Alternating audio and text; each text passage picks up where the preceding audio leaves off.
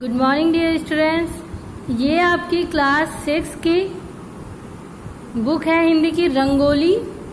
Today I will teach you third chapter मंत्र। ये जो आपका थर्ड चैप्टर है ये है मंत्र के बारे में। इस चैप्टर में एक डॉक्टर और एक भगत की स्टोरी है, उनके बारे में बताया गया, उनके बेटों के बारे में। चलिए स्टार्ट करते हैं। ये जो स्टोरी है ये बीमारी से रिलेटिव है। संध्या का समय था। डॉक्टर चड्ढा गोल्फ खेलने के लिए तैयार हो रहे थे। मोटर द्वार के सामने खड़ी थी कि दो कहार एक डोली लिए आते दिखाई दिए। डोली के पीछे एक बूढ़ा लाठी टेकता चला आ रहा था। डोली द्वार के सामने आकर रुक गई।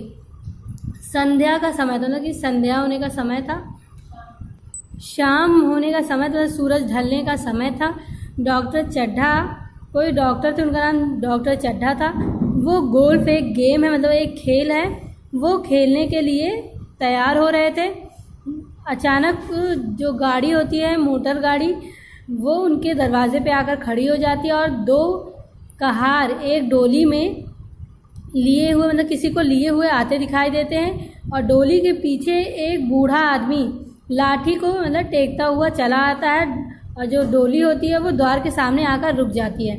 डॉक्टर साहब ने द्वार से ही गरज कर पूछा, कौन हो, क्या चाहते हो? बूढ़े ने हाथ जोड़कर कहा, हुजूर बड़ा गरीब आदमी हूँ, मेरा लड़का कई दिन से बीमार है। मतलब कि डॉक्टर साहब ने दरवाजे से ही चिल्ला कर पूछा कि कौन और क्या चाहते हो। तो जो बूढ़ा आदमी था उसने हाथ जोड़कर कहा कि हुजूर मैं बहुत गरीब हूँ और मेरा लड़का कई दिनों से बीमार है, उसकी तबीयत खराब है। डॉक्टर साहब ने सिगरेट जलाकर कहा, कल सवेरे आना, हम इस वक्त मरीजों को नहीं देखते। बूढ़े ने घुटने टेक कर ज़मीन पर सिर रख दिया और बोला, दुहाई है सरकार की, लड़का मर जाएगा, इसने हुजूर 4 दिन से आंखें नहीं खोली हैं। डॉक्टर साहब इतने मतलब कि रूड रहते हैं, मतलब कि इतने गुस्से वाले रहते हैं। कहते हैं कि मतलब वो सिगरेट जलाते हैं, सिगरेट जलाने के बाद कहते हैं कि कल सवेरे आना और इस वक्त मैं मरीज़ों को नहीं देखता। जो बूढ़ा आदमी होता है वो पैरों के बल, घुटने के बल बैठकर ज़मीन पर सिर रख कर बोला कि मतलब दुहाई हो सरकार की, मेरा लड़का जो है अगर आप नहीं देखेंगे तो वो मर जाएगा और इसने हुजूर 4 दिन से आंखें नहीं खोली हैं।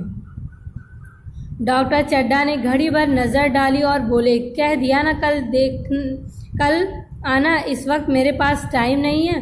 बूढ़े ने पगड़ी उतार कर चौखट पर रख दिया। जबकि डॉक्टर चड्ढा जो होते हैं वो मतलब एक तरफ लड़के की तरफ देखते हैं, एक तरफ मतलब डोली की तरफ देखते हैं और लड़के को देखते हैं और कहते हैं कि कह दिया बस, मतलब कि कल देखूंगा तो कल ही देखूंगा, कल आना, कल सवेरे आना और इस वक्त मेरे पास टाइम नहीं है। तो बूढ़ा आदमी जो होता है, यहाँ आप फिगर में देख सकते हैं, ये बूढ़ा आदमी है, ये डॉक्टर चड्ढा, ये उसका लड़का जो है वो बीमार है और यहाँ पे 2-4 और मतलब आदमी हैं जो मतलब उसके साथ आए हुए हैं। तो जो बूढ़ा आदमी होता है वो अपनी पगड़ी जो पहना हुआ है वो उतार कर उनके मतलब चौखट पर रख देता है, दरवाजे के द्वार पर रख देता है, दरवाजे पर, और गिड़गिड़ा कर बोला, हुजूर बस एक नज़र देख लें, लड़का हाथ से चला जाएगा। हुजूर 6 लड़कों में बस यही एक बचा है, इसकी जान बचा लो सरकार। मतलब कि जो बूढ़ा आदमी होता है वो अपनी पगड़ी उतार कर चौखट पे रख देता है ज़मीन पे और कहता है, मतलब गिड़गिड़ा कर रो कर कहता है कि हुजूर बस एक नज़र देख लो, मतलब कि एक ही बार देख लीजिए, एक ही नज़र देख लीजिए, मेरा लड़का जो है वो 6 लड़कों में बस यही मतलब बचा हुआ है और इसकी जान बचा लीजिए। डॉक्टर साहब ने अपने मन में कहा, ऐसे उजट देहाती यहाँ रोज़ आया करते हैं, कोई कुछ भी कहे वो अपनी रट लगाते रहेंगे, किसी की सुनेंगे नहीं। वे बाहर निकलकर मोटर की तरफ चले गए। बूढ़ा यह कहता हुआ उसके पीछे दौड़ा, सरकार बड़ा धर्म होगा, हुजूर दया कीजिए, बड़ा दीन दुखी हूँ, संसार में कोई नहीं है, बस यही लड़का सहारा है। मतलब कि जो डॉक्टर हैं वो अपने मन में सोचते हैं कि ऐसे तो कहते हैं ऐसे उजड़ देहाती में जो होता है गांव में रहने वाले लोग, मतलब कि ऐसे देहाती रोज़ मतलब यहाँ आया करते हैं, वो अपने मन में सोचते हैं और फिर उसके बाद कुछ कहते ही नहीं और गाड़ी सामने खड़ी रहती है और जाकर मोटर पर बैठ जाते हैं और चले जाते हैं। और जो बूढ़ा आदमी रहता है वो उनके पीछे पीछे दौड़ने लगता है और कहता है, हुजूर बड़ा धर्म होगा और दया कर दीजिए, दीन दुखी हूँ, मतलब बहुत गरीब हूँ और संसार में मेरे लड़के के अलावा मेरे पास कोई नहीं है, यही मेरा आखिरी सहारा है। डॉक्टर साहब ने उसकी तरफ मुंह फेर कर देखा तक नहीं, मोटर पर बैठकर बोले, कह दिया ना कल आना। लेकिन जो डॉक्टर साहब होते हैं वो उस बूढ़े की तरफ देखते भी नहीं और फिर उसके बाद मोटर पर मतलब गाड़ी पर बैठते हैं और कहते हैं कि कल आना, कह दिया ना कल आना तो कल आना। मोटर चली गई। बूढ़ा कई मिनट तक मूर्ति की भांति निश्चल खड़ा रहा। संसार में ऐसे मनुष्य भी होते हैं जो अपने मज़े के लिए अपने मज़े के आगे किसी की जान की परवाह नहीं करते। कोई मनुष्य इतना कठोर हो सकता है, इसका विश्वास भी नहीं आता है कि गाड़ी चली जाती है और बूढ़ा जो आदमी रहता है वो वहीं कुछ टाइम के लिए ऐसे मतलब बुत बनकर मतलब कि एक मूर्ति की तरह खड़ा रहता है और सोचता है कि संसार में ऐसे भी लोग होते हैं जो अपने मज़े के लिए, अपने खुशी के लिए किसी की जान की भी परवाह नहीं करते हैं और कोई इतना मतलब कठोर कैसे हो सकता, और इसका वह विश्वास नहीं आता, मतलब उन्हें ये विश्वास नहीं आता है। वह उस पुराने ज़माने के जीवों में था जो लगी हुई आग को बुझाने, मुर्दे को कंधा देने, किसी के छप्पर को उठाने और किसी कला को शांत करने के लिए सदा तैयार रहते थे। जब तक बूढ़े को मोटर दिखाई दी वह खड़ा टकटकी लगाए उस ओर देखता रहा। शायद उसे अब भी डॉक्टर साहब के लौट आने की आशा थी। फिर उसने कहारों को डोली उठाने को कहा।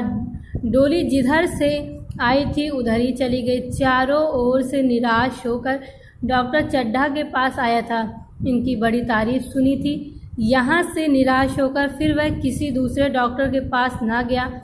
सोच लिया कि किस्मत में लिखा नहीं कि वो मतलब जो बूढ़ा आदमी था वो कह रहा था शायद जो डॉक्टर चड्ढा हैं वो पुराने ज़माने के जीवों में से हैं, जानवरों में से, मतलब जो आग लगी हुई है वो बुझाने भी नहीं जाएंगे, मुर्दे को कंधा देने भी नहीं जाएंगे और किसी को छप्पर को उठाने और किसी को कलह को शांत करने के लिए सदा तैयार रहते थे। जब तक जब तक बूढ़े आदमी को वो मोटर दिखाई दे रही थी तब तक वह ऐसे ही एक टक खड़ा हुआ देखता रहा और फिर उसके बाद उसको मतलब ऐसा लग रहा था कि शायद अब मतलब डॉक्टर साहब लौट आएँ, इस आशा में वह वैसे ही खड़ा था। फिर उसने अपने जो कहार थे उनको डोली उठाने के लिए कहा। डोली जिधर से आई थी उधर वापस चली गई। चारों तरफ दुखी मन से दुखी होकर निराश होकर वह डॉक्टर चड्ढा के पास आया था। उनकी बड़ी तारीफ़ सुनी हुई थी, मतलब कि डॉक्टर चड्ढा जो थे उनकी बहुत ज़्यादा तारीफ़ सुनी हुई थी, इसलिए वो जब उसको यहाँ से निराशा मिली तब वह फिर किसी दूसरे डॉक्टर के पास नहीं गया और सोच लिया कि यही किस्मत में लिखा ही नहीं था शायद उनसे दवा करवाना। उसी रात को उसका हंसता खेलता 7 साल का बालक इस संसार से चल बसा। बूढ़े बाप के जीवन का बस एक यही आधार था। इस दीपक के बुझते ही जीवन की अंधेरी रात भाएं भाएं करने लगी। कई साल बीत गए। डॉक्टर चड्ढा ने खूब यश और धन कमाया। उनका हर काम नियम से होता था, इसलिए स्वास्थ्य भी अच्छा था। 50 साल की उम्र में भी जवानों के कान काटते थे। उनके केवल 2 बच्चे थे। मतलब कि जब हर तरफ से डॉक्टर चड्ढा को निराशा मिली फिर वो जिस रात वो डॉक्टर चड्ढा के पास आए थे, जिस रात वो मतलब बूढ़े को हर तरफ से निराशा मिली, तो जिस रात वो डॉक्टर चड्ढा के पास आए थे उसी रात को उनका जो हंसता खेलता लड़का था 7 साल का वो मर गया, मतलब कि इस संसार से चला गया। और बूढ़े बाप का जीवन था उसमें ताकि बस वही आधार, ताकि उनका एकमात्र सहारा था। और उसके जाते ही उनके जीवन की जो अंधेरी रात थी वो भाए भाए करने लगी और कई साल बीत गए। डॉक्टर चड्ढा जो थे उन्होंने बहुत ज़्यादा नाम कमाया और पैसे कमाए। उनका जो हर नियम था, रूल था, वो मतलब उनका जो हर काम था वो नियम से होता था, इसलिए स्वास्थ्य भी अच्छा था। 50 साल की उम्र में भी वो जवानों के कान काटते थे। उनके केवल 2 बच्चे थे, बेटी ब्याही जा चुकी थी और बेटा 20 साल का हुआ था। उसी की सालगिरह की पार्टी थी।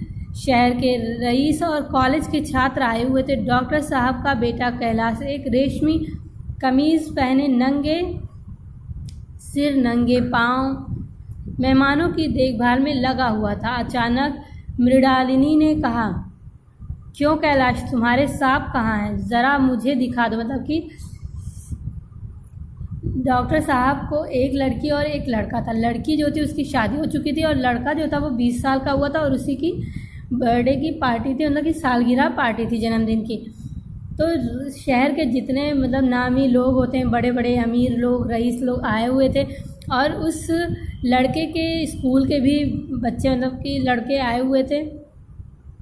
तो डॉक्टर साहब का जो लड़का था उसका नाम कैलाश था और वो एक रेशमी कमीज़ मतलब कि एक रेशमी कमीज़ पहने हुआ था और नंगे सिर और नंगे पाँव वो मेहमानों की देखभाल करने में लगा हुआ था। और अचानक मृणालिनी कोई लड़की थी, उसने कैलाश से कहा कि तुम्हारे सांप कहाँ हैं, मुझे नहीं दिखाओगे?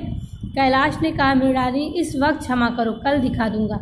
मृणालिनी ने आग्रह किया, जी नहीं, तुम्हें दिखलाना पड़ेगा, मैं आज नहीं मानने की, तुम रोज़ कल कल करते हो। मृणालिनी और कैलाश सहपाठी थे। कैलाश को सांपों को पालने, उनकी आदतों का अध्ययन कराने का शौक़ था। ये विद्या उसने एक सपेरे से सीखी थी। सांपों की जड़ी बूटियाँ जमा करने का भी उसे मरज़ था। मृणालिनी के ज़िद करने पर एक महाशय ने कहा, दिखा क्यों नहीं देते? ज़रा सी तो सी बात के लिए टाल मटोल कर रहे। मतलब कि कैलाश ने कहा मृणालिनी से कि इस वक्त मुझे माफ़ करो, मैं कल दिखा दूंगा। लेकिन वो मृणालिनी जो थी वो बहुत ज़्यादा मतलब ज़िद करने लगी और कह रही है कि तुम डेली यही मतलब कहते हो कल कल दिखाऊंगा, लेकिन मुझे आज ही देखना है। और मृणालिनी और कैलाश जो थे वो दोनों एक ही क्लास में पढ़ते थे, सहपाठी थे। कैलाश को मतलब जो कैलाश था डॉक्टर साहब का, उसे सांप पालने का बहुत ज़्यादा शौक़ था। उनकी आदतों का, हर चीज़ के बारे में वो जानता था। और जड़ी बूटियाँ जो होती हैं उसको भी वो मतलब मरज़ के लिए रखता था जमा करके। फिर उसके बाद मृणालिनी जो होती है वो ज़िद करने लगती है। फिर उसके बाद एक महाशय वहाँ होते, वो कहते दिखा क्यों नहीं देते और बार मतलब टाल मटोल क्यों कर रहे हो? कैलाश ने जोश में गर्म होकर कहा, कौन कहता है कि मैं दिखाना नहीं चाहता, पर आप लोग तैयार हो जाएं। वह सांपों के पिटारे के पास गया और उसने बीन बजानी शुरू कर दी। फिर एक एक पिटारे से सांप को निकालना शुरू किया और अपने गर्दन में लपेटने लगा। एक मित्र ने छेड़ा, दांत तोड़ डाले होंगे। कैलाश हंसकर बोला, इनके दांत नहीं तोड़े गए हैं। यह कहकर एक काले सांप को पकड़कर बोला, मेरे पास इससे जहरीला सांप नहीं है, अगर किसी को डस ले तो देखते ही देखते दम निकल जाएगा। ऐसा कहते ही उसने सांप की गर्दन पकड़कर जोर से दबाई। इतने ही जोर से कि उसका मुंह खुल गया और उसके दांत दिखते हुए बोला, जिन लोगों को शक हो नज़दीक आकर इसके दांत देख लो। जैसे ही कैलाश ने सांप पर से हाथ ढीला किया, सांप ने उसे डस लिया। वह उस कमरे की तरफ भागा जहां मेज़ की दराज में जड़ी रखी थी। उस विचार से जिसे पीकर लगाने से जहर का असर खत्म हो जाएगा। महफिल में भाग दौड़ मच गई। डॉक्टर साहब चाहते थे कि उंगली काट दी जाए, पर कैलाश न माना। उसे जड़ी पर पूरा विश्वास था,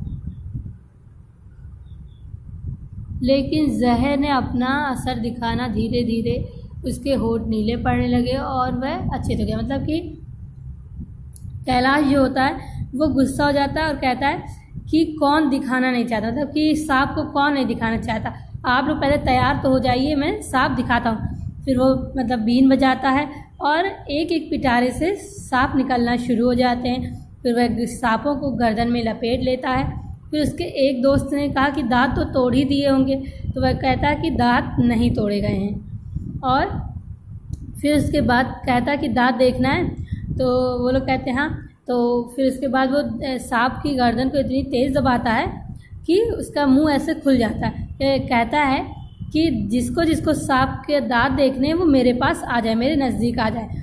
और फिर वो सांप की गर्दन को इतनी तेज़ दबा देता है कि जैसे ही वो सांप की गर्दन को ढीला करता है वैसे ही सांप उसकी उंगली में काट लेता है, मतलब डस लेता है। और फिर वो ज़ोर से भागता है कमरे की तरफ जहाँ उसने जड़ी बूटियाँ रखी होती हैं। उसके विचार कि उसके दिमाग में जिसे पीस कर मतलब जड़ी बूटियों को पीस कर या लगाने से उसके जहर का असर ख़त्म हो जाएगा, वो सोचता है। लेकिन जो डॉक्टर साहब होते हैं वो और पूरी महफिल में भागदौड़ मच जाती है, भगदड़ मच जाती है। इधर उधर से लोग भागने लगते हैं। और डॉक्टर साहब चाहते थे कि जो उंगली है, जिस उंगली में सांप ने काटा, उसको काट दिया जाए। लेकिन उनका जो लड़का है वो नहीं मानता। वो कहता है कि जड़ी बूटियों पर उसको यकीन होता है कि वो जहर का असर कम कर देगी। और धीरे धीरे उसके होंठ क्या होते हैं, नीले पड़ने लगते हैं और वो बेहोश हो जाता है। तो आज की जो वीडियो हमारी यहीं तक है। नेक्स्ट वीडियो में हम इसका आगे का जो पैराग्राफ है वो हम रीड कराएंगे। इतना आप लोग रीड करें एंड समझें।